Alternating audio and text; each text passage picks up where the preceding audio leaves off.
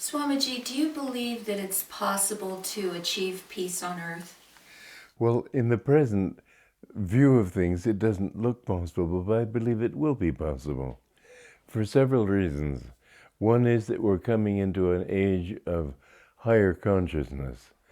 What we're seeing right now is definitely the answer would have to be no, it's not possible. But we can at least offer a solution in the sense of examples of how people can live. I know when I was 15 years old, World War II was raging, and I had the idea of starting ideal communities where people could live together in harmony. I was too young then. I got all my friends interested until they found out that I was serious.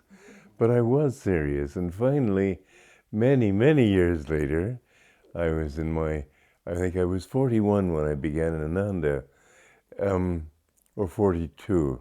All right, 42. Anyway, Ananda has proved itself over the last 40, we're in our 44th year now, and we've proved ourselves to be a place of peace and harmony. This example, I think, will help many people to realize that you don't have to live competitively. You don't have to grab for yourself. You can share with others. Common sense, of course, is all on the side of peace. Yogananda put it this way. If you live in a village with, say, 1,000 members, each person, if there's a cooperative spirit, will have 999 friends. If he lives in a competitive spirit, each one will have 999 enemies. You can get much more accomplished and feel much happier about it if you've got friends than enemies. You can relax, you don't have to be tense, you don't have to have your sword by your side all the time, so to speak. And so the example, obviously, it can be done. We've done it. But is it likely and is it even possible? Not really. Not yet. Not now. People's consciousness is too based in selfish greed. By greed, I don't mean appetite greed, but avarice. People, each one thinking, what's in it for me? Like that Charlotte's Web movie where the rat keeps saying, what's in it for me, Charlotte? And so I've seen movies. I tried to watch a movie the other day that somebody sent me called Margin Call. I couldn't watch it. I had too few minutes and it was quite enough for me. Everybody's so selfish. You can't tell people not to be selfish. You can't tell a world that is based on greed, don't be greedy. And they're not looking for examples against that because that's the way their habits are. That's the way they like to think.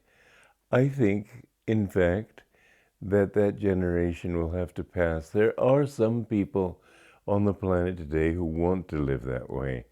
Not only those who come to us, but many people. With this example, we can begin other communities. And I think in time, these examples of communities will spread over the world. I suspect that the cities will become a thing of the past. There are over 30,000 atomic weapons stockpiled right now. If you drop an atom bomb, first of all, I don't think the atom bombs will fall on Mount Shasta or Mont Blanc. I think they're much more likely to fall on New York, Los Angeles, London, Berlin, places like that. And if you find one bomb dropped, I don't think people will say, well, that was a nice thing, let's not do it again. I think it'll become endemic.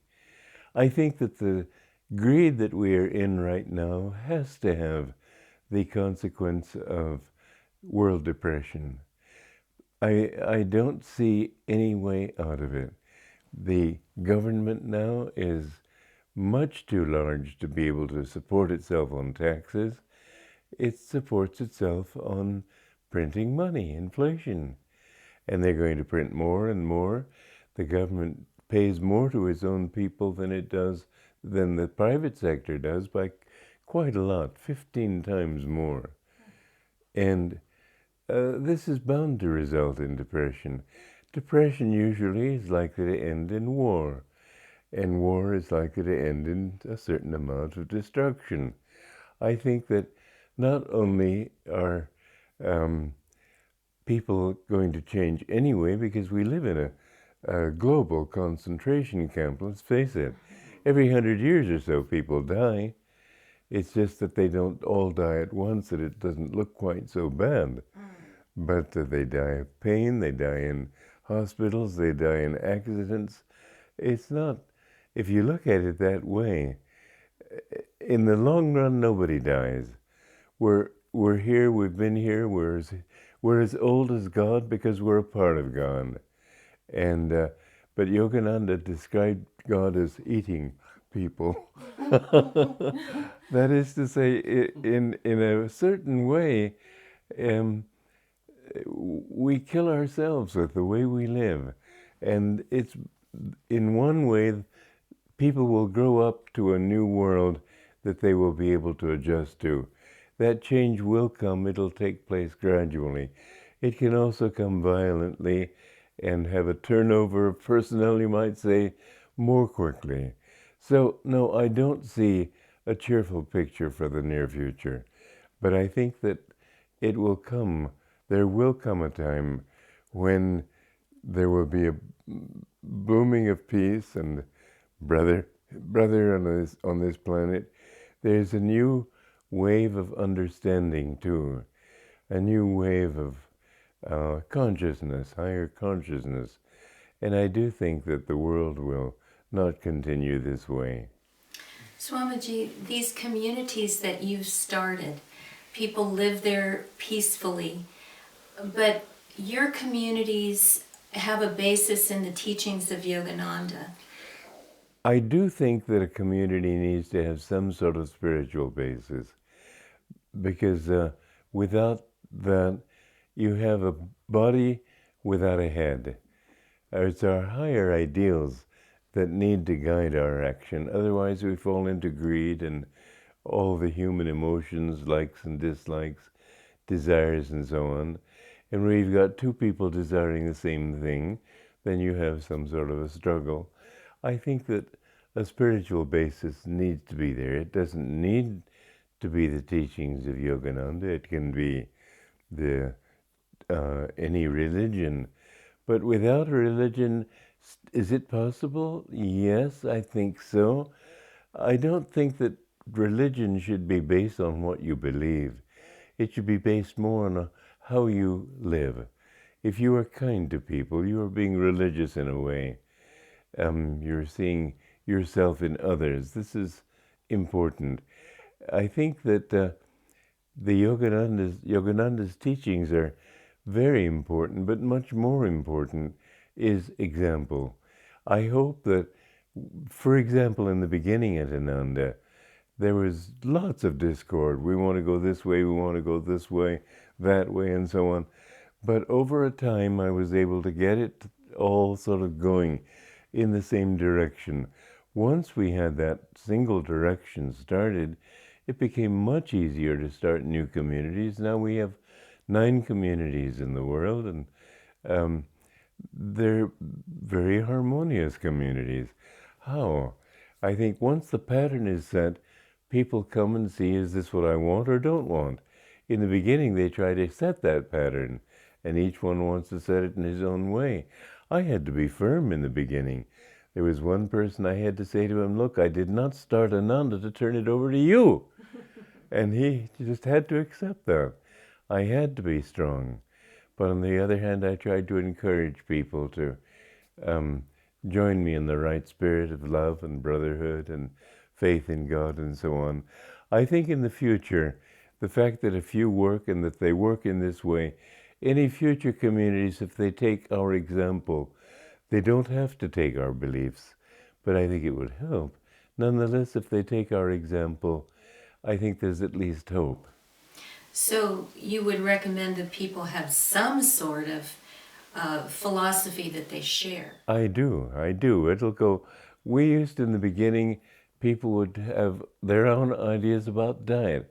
I don't know why, but it's the kitchen that creates more disharmony in a community than anything else. And some people would say, "Oh, Krishna doesn't like onions," and I'd have to say, Yogananda did eat onions. But we had to just, that's why I decided it's better to go according to one teaching, not several. If you have people who are fundamentalist Christians and don't believe in reincarnation, well, out of respect, you're not going to fight about it. So in their presence, you have to remember, oh, I mustn't talk about reincarnation. It's nice to relax in your own living room. And so it's nice if you share the same basic beliefs and the same basic outlook on life. It seems that just by having these small communities, these cities of light, that eventually that example will be all over. I believe it will. I think that these communities are going to be seen as the most important development on the planet today. I really believe it. They are the hope for the future. You can't expect it in the cities. They're already infected by the disease of greed and competitiveness and rudeness. People tend to become quite rude when they live at close quarters. They found that the deer, when there are too many deer in a forest, there's no harmony. And deer are considered to be basically peaceful creatures. But with people, it becomes an infestation of harmful emotions when people live too close together. You know, I wrote a book called The Time Tunnel, and it's about children traveling forward and backward in time. Somebody in India ordered 30 copies of it because he lives in an elite community. He says everybody's always fighting there. So he bought 30 copies of it to give to people to make them more harmonious. Now he's just ordered another 30. So I didn't expect that outcome from my little book of cosmic or time adventure, but the people are nice in that. And it's natural to be nice if you once can understand if you're nice to people, they'll be nice to you. I can say with absolute certainty that this system does work. Basically, it works because it's not a system. It's a new state of consciousness. I think that finally it comes down to the leadership. When the leaders are serviceful and kind and helpful, other people begin to do that too. But I know it works.